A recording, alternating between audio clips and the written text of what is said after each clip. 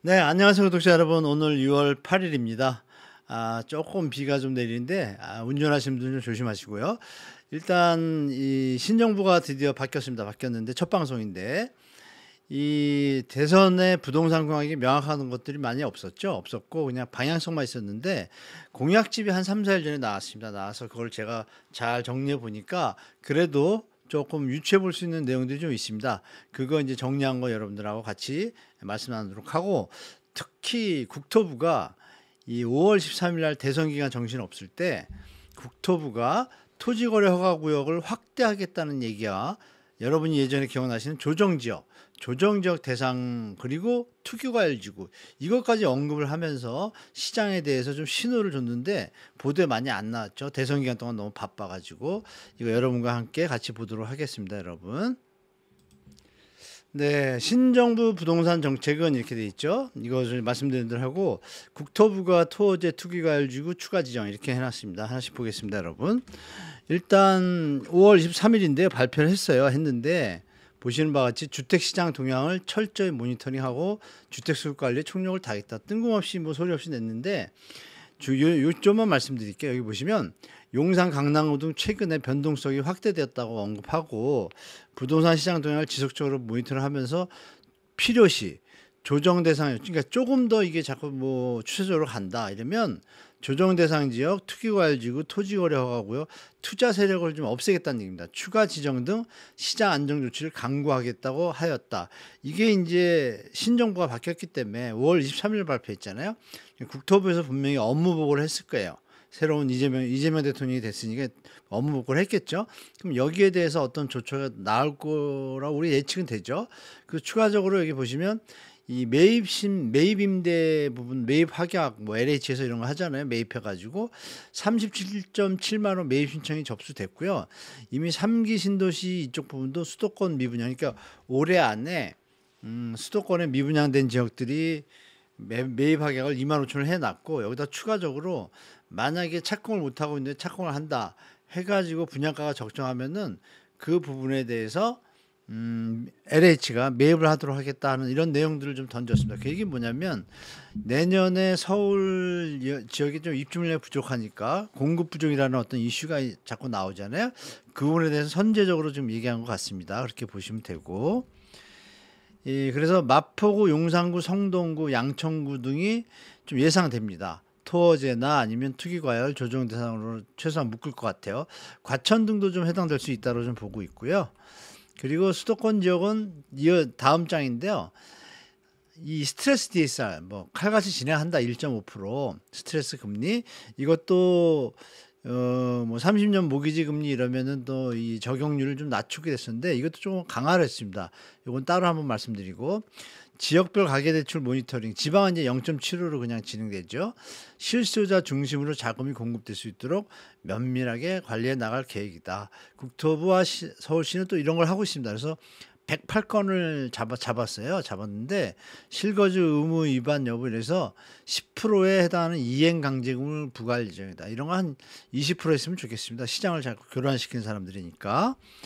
자, 이렇게 업무 보고를 했을 거라고 보고, 스트레스 DSR은 그대로 간다. 그러면 이게 분명히 시장에 영향이 있을 거다라고 좀 보고 있습니다. 자, 그리고 이제 신정부 부동산 정책을 대해서 제가 이제 그 한 300페이지 되는데요. 그걸 쭉 읽어보면서 부동산이라는 큰 제목은 없었지만 사이사이에 들어가 있는 정책들이 있더라고요. 그래서 그걸 제가 정리해 봤습니다. 정리해 보니까 어디 볼까요? 세제에 대해서 뭐 얘기했었죠. 세금을 건드리지 않겠다. 근데 현재까지 언급이 없습니다. 없고, 재건축 초과 이익은 유지하겠다고 대선 기간 중에 그 진성준 정책부부장이 그 KBS 뭐 프로그램 나가서 인터뷰 때 1년간은 무조건 일단 유지하고 나서 이제 감면된 상태잖아요. 지금 감면된 것에 대해서 뭐 세금이 부족하든지 뭐 이런 얘기를 하면서 보고 나서 다시 한번 방향을 정하겠다 이렇게 얘기했습니다. 그래서 일단 뭐 재건축 초과 이익 뭐 폐지는 물 건너갔고, 더 강화가 될지 이 상태에서 계속 유지가 될지는 좀 지켜봐야 될 것 같고요. 가계부채 총량에 대해서 기조 확립하겠다. 이건 이미 최상목 지금 뭐 전 총리죠. 전 기재부 장관이 그 이미 경상 수지율 3.8% 내에서 확대를 안 하겠다고 했습니다. 그러면 우리가 3.8%가 나올지 안 나올지 지금 0.8%로 성장률을 낮췄잖아요. 그러면 이거는 제가 볼 때 총량 개념으로 간다 그러면 대출을 좀 줄일 수 있다 이렇게 보시면 되고요. 그리고 워딩 중에 이제 중산층 서민의 고분양가를 낮추겠다는 내용이 있습니다. 이게 구체적인 안이 없어요. 없고 어떤 식으로 나쁠 것인지 국힘에서도 이거 했거든요. 국힘에서 용적률 높여가지고 뭐 분양가를 낮추겠다 이런 방향을 했는데 이건 사실 좀 제한적입니다. 용적률을 한없이 높일 수는 없으니까. 다만 이제 건축원가가 올라간 건 알지만 땅값이 너무 올라갔잖아요. 이 부분에 대해서 공공택지에만 적용할지 아니면 민간 뭐 분양가 상한제가 나올지는 모르겠지만 그것까지는 뭐 아직은 나올 것 같지는 않고요. 그러나 공공분양에 대해서는 분양가 조정이 좀 있지 않을까라는 게 제 개인적인 생각입니다. 재개발 재건축 규제 완화도 언론에서는 재개발 재건축 규제 완화라고 막 하는데 워딩이 이런 게 정확하게 있습니다. 공공성을 강화하는 것을 원칙으로 규제 완화입니다. 이 부분이 되게 중요합니다, 여러분. 그 얘기 뭐냐면 재건축의 사업성이 뭐 전 정부에서 막 외쳤던 용적률을 거의 다 뭐 그 소유주들이 가져가는 공공의 재산인 용적률을 이 뭐 기부 채납 이런 걸 자꾸 없애주고 했잖아요, 서울시에서. 이 부분에 대해서 공공성 강화 원칙을 내세운다는 개념은 우리가 예전에 정상화되는 방향으로 갈 수 있다 이렇게 보면, 그러면 재개발 재건축에 해당되는 조합원들 입장이나 투자하는 입장에서는 사업성이나 수익성을 감소한다고 보시면 될 것 같습니다. 청년층 1인 가구 직주근도 복합주택 여성 안심주택 이거 맨날 하던 거니까요. 실수요자 주거비 이거 월세세 한도 상향 조정하고 소득 기준도 상향 조정한다 그랬는데 이거는 제가 볼 때 할 것 같습니다. 전세 사기 이것도 뭐 할 것 같고요. 그리고 사기 신도시라는 게 나왔다가 없어졌는데 고밀도 복합개발이라는 게 여러분 기억나시죠? 역세권에 아마 이거를 그러니까 쉽게 말하면 사기 신도시라고 하면 안 되고 미니 신도시급 고밀도 복합개발 역세권 이렇게 표현했어야 될 것 같아요. 아마 그쪽 방향으로 갈 거라고 저는 보고 있습니다. 자, 그리고 SOC 정책도 있는데 이것도 부동산에 연관이 됩니다. 보시면 노후 산단 리모델링, 산단 스마트화 이건 뭐 정책적인 개념이고 청년 친화단지 조성, 공공공사 적정 공사비 확보 이거 뭐 GTX 같은 거 공사비 단가가 낮다 보니까 시공사들이 잘 안 오고 자꾸 공사 입찰을 붙여도 유찰이 되고 그러잖아요. 그런 부분에 대해서 공사비 그러니까 예산은 좀 더 나가겠죠. 이런 걸 하겠다는 거고 여기 좀 눈에 띄죠. 해외 건설 인프라 펀드 획기적 확대. 이게 해외 건설 쪽으로 국내 어떤 건설에 어떤 임계점을 판단하고서 이걸 던진 것 같고요. 행정수도 세종시 이청사 이전은 무조건 될 것 같습니다. 시간의 완급의 조절만 있지 집무실도 같이 이전하겠죠. 그리고 공공기관 2차 이전은 제가 볼 때 발표될 것 같아요. 좀 예청하는 게 좋고 또 지상철도 지하화 이게 이제 언급이 됐는데 이게 좀 공사비가 많이 들어요. 그래서 이 부분은 바로 진행될 것 같지 않고 시간이 좀 걸릴 것 같습니다. 근데 이거는 그래도 그 청사진은 나타나지 않을까 이미 있는데 어떻게 구체적으로 예산이 좀 배정될지 좀 봐야겠습니다. 이 정도고요.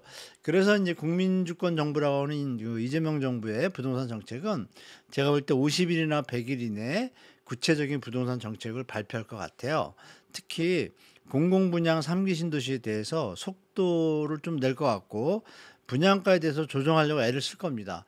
조성원까지를 쓰면 현재 가격에서 제가 볼 때 최소한 10에서 20%는 더 좀 낮은 가격으로 분양할 수가 있는데 과연 그게 진행될지는 좀 지켜봐야 될 것 같고요.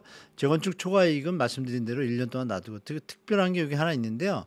보시는 바와 같이 6년형 분양전환형 공공아파트 이게 지금 이 매입 임대 LH에서 하는 거 있지 않습니까? 이 부분을 6년 차에는 이제 LH가 이제 재정이 좀 안 좋다 보니까 6년 차에 분양 전환형으로 가겠다라는 방식이 좀 정해졌습니다. 이때 여기에 뭐 신혼부부나 청년층에 대해서는 분양 뭐 단어를 좀 묘하게 써가지고 분양권 환급 감면이라는 제도가 한 줄이 있는데 이건 사실 명료하게 나오지는 않았고 뭐 할인하겠다고 하는데 구체적인 안이 없습니다. 다만 분양 전환형 임대 아파트들이 나올 것 같다. 공공의 택지에 이걸 좀 여러분들이 좀 눈여겨보실 필요는 있다 보시겠습니다. 무주택자분들 꼭 보시면 좋을 것 같아요. 자, 그리고 이제 강남 사고 거래량입니다, 여러분. 4월도 조금 거래량이 푹 꺼졌었다가 5월은 지금 이제 아직도 한 달 정도 더 봐야 되잖아요. 한 달 봐야 되는데 그래도 그대로 유지선인데 그러면 2배 정도는 가니까 제가 볼 때 한 요 정도 올라갈 것 같아요. 제가 볼 때 요것도 한 요 정도 올라오고 그래도 고점 대비해서는 반토막 수준이다. 그래서 5월하고 6월에 5월은 이제 그 정도 나올 것 같고 6월이 이제 제일 중요합니다. 6월 달이 지금 한 6월 첫 주 뭐 정신이 없는 주 연휴가 있었으니까 잘 모르니까 2주 차를 봐야 되는데 현재 뭐 서초 이런데 뭐 거래가 아직 없습니다. 하나도 없기 때문에 일단 아직은 이제 초반전이니까 보시면 3월에 775건 강남구 그리고 서초구 372건인데 지금 150건 94건이에요. 그러면 거의 뭐 4분의 1 반의 반토막 여기도 반의 반토막 정도 되죠. 송파구도 반의 반토막 수준보다 더 낮아요. 근데 요거는 이제 좀 더 가니까 제가 볼 때 한 250에서 300건 가까이 갈 것 같아요. 그러면 고점 대비 평소에 이게 한 200건씩 되거든요. 평균이 강남의 어떤 평균이 아이고 죄송합니다. 평균이 보통 200에서 300 구마다 차이가 있는데 보통 300선이에요. 강동구 585인데 310, 330. 강동구가 조금 계속 유지하고 있습니다. 강세로 강동구가 333건이라는 얘기는 잘하면 다시 450건, 500건도 갈 수 있다. 그러면 강동구는 좀 불타는 장이 아직도 이어지고 있다. 가격 조정은 되면서 거래가 되는 것 같아서 좋은 현상인데 신고가도 나오기도 하고 그러는데 일단 어느 정도 가격 밴드는 정해진 것 같습니다. 더 급하게 오를 것 같지는 않고요. 서울 아파트 5월, 6월 강보합 이어지다 6월 중순 이후에 제가 볼 땐 좀 시장이 변할 수 있다고 저는 개인적으로 보고 있습니다.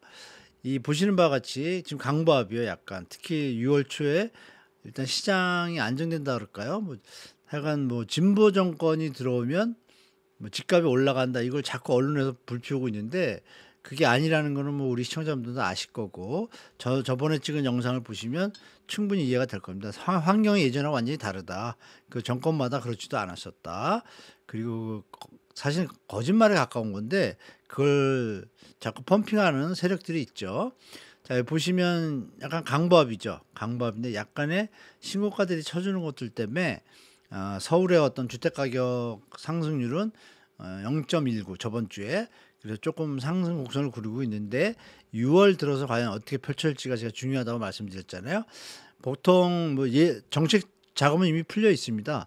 보통 이게 8월 정도까지 상승세를 이어가는데 이번에는 7월 스트레스 DSR 시행되니까 또 전세대출 보증한도도 시행됩니다. 감소도 그 부분이 적용되고 나면 시장에 분명히 조금의 하방 요인이 오는데 그것이 과연 시장에서 어떻게 받아들일 것이냐 갑자기 패러다임이 바뀔 수도 있는 소지가 저는 충분히 있다라고 보기 때문에 여러분과 같이 한번 지켜보도록 하겠습니다. 자, 그리고 다음은 정부가 근데 시장에다가 신호를 좀 줘야 되죠. 제가 볼 때 좀 빨리 줬으면 좋겠는데 공급 3기 신도시 공급 확대와 공공택지 또 다른 것도 있잖아요. 이런 것도 신속하게 하겠다 할 수 있습니다. 제가 다음 시간에 토지 보상률이 지금 다 끝났거든요. 지작물 철거도 엊그제 제가 이 LH 3기 신도시 토지 보상 추진단하고 통화를 했습니다. 통화를 해가지고 다 확인한 결과 맨 나중엔 광명을 빼고는 나머지는 거의 뭐 100% 수준입니다. 그냥 진행하면 됩니다. 분양에도 전혀 문제가 없는 상황인데 전 정부에서 부동산 PF 때문에 지금 딜레이 해놨잖아요. 시장이 좀 많이 꼬였죠. 그래서 이게 투자하시는 분들한테는 일시적으로 좋은 상황이지만 경제에는 전혀 도움이 안 되는 상황이 돼버렸다 말씀드리고 자 그리고 마지막으로 산업활동 동향인데요. 생산설비 투자가 또 감소했습니다. 보통 한 달 4월 거가 이제 5월 말일에 나오잖아요. 5월 말이 나온 게 나왔는데 뭐 보신 분도 계시겠지만 4개월 연속 감소하고 있습니다. 그래서 이게 과연 새로운 정부가 바뀌었다고 해서 바로 낮을지 원래 관성이라는 게 있잖아요. 경제가 0.8% 성장률에서 이게 과연 어느 정도 갈지 좀 지켜봐야 될 것 같습니다. 이 경기 순환 이 변동치가 그나마 조금 올랐다는 게 좀 그나마 난데요. 우리가 이제 유심히 볼 게 이겁니다. 이게 저번 달이요. 3월 달이거든요. 3월 달이 이제 4월 말에 나왔잖아요. 이때만 해도 제가 그때 말씀드렸잖아요. 편의점 감소가 이거 무섭다. 편의점에 직장인들이 많이 가고, 그러니까 이제 부모님이 용돈을 줘야 편의점 가는 사람들이 많잖아요. 직장인도 있지만 이걸 다 종합해 보면 이건 편의점 감소가 지금 최근에 일어나는 일이거든요. 중요한 건 이게 3월인데요. 3월에 승용차 연료는 뭐 유가가 뭐 환율 때문에 좀 그랬고, 전문 소매점 무전표 소매는 그래도 플러스였어요. 근데 이번에 다릅니다. 아주 중요한데요. 이게 4월 말입니다. 4월 말에 완전히 지금 승용차 연료, 이건 어쩔 수 없이 우리가 조정할 수 없잖아요. 환율 뭐 적용도 있고, 다음 달에는 그나마 이게 더 좀 받쳐줄 텐데, 나머지는 어때요, 여러분? 전멸입니다. 지금 다 마이너스입니다. 성장하는 것도 아쉬운데 지금 마이너스로 돌아섰는데, 더 중요한 건 편의점이 마이너스 3.9예요. 저번 달에 1.9인데 이거는 제가 볼 때 조금은 둔화 침체가 이어질 수 있다. 당분간 그렇게 좀 예측하시고 시장에 대처할 것 같습니다. 암만 경쟁력을 빨리 한다 그래도 이게 순식간에 살아나지는 않잖아요. 제가 볼 땐 그래도 6개월에서 1년 정도 지나야 살아날까. 그 사이에는 좀 힘든 시간이 이어질 수 있으니까 잘 슬기롭게 헤쳐나시기 바랍니다. 자, 여러분, 이렇게 오늘 6월 첫째 주, 둘째 주네요. 저번 주 했으니까 이 정권 바뀌고 나서 처음 방송하는데요. 국민 주거 안정이 제가 볼 때는 우리 대한민국의 미래입니다. 청년들의 미래고, 청년들이 이렇게 힘들어 하는데 주택 가격이 안정되는 게 국가에 도움이 되는 건 다 누구나 알고 있지 않습니까? 이런 부분에서 새로운 정부가 좀 부동산 시장을 안정시키고 미래 예측이 가능한 좋은 정책을 내기를 개인적으로 기대하고, 최대한 빠른 시간 내에 좀 발표했으면 하는 마음을 좀 전해봅니다. 자, 이번 주도 행복한 주 되시고요. 비가 살살 오니까 운전하시는 분들 조심하시고, 또 출근길 잘 가시고 행복한 한 주 되시기 바라겠습니다. 끝까지 시청해주셔서 감사합니다. 감사합니다.